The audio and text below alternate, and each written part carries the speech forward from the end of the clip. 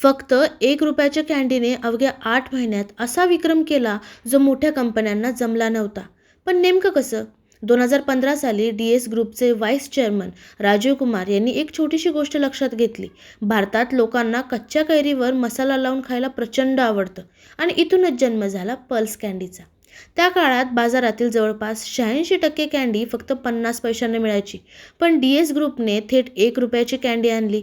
किंमत दुप्पट, पण वजनही दुप्पट. 2 ग्रॅमऐवजी 4 ग्रॅम. आणि आतमध्ये भरलं चटपटीत कच्च्या कैरीचं मसालेदार पावडर. सगळ्यात स्मार्ट गोष्ट म्हणजे त्यांनी संपूर्ण भारतात लॉन्च करण्याची घाई केली नाही. आधी फक्त राजस्थान, गुजरात आणि दिल्ली या 3 राज्यात पल्स विकायला सुरुवात केली.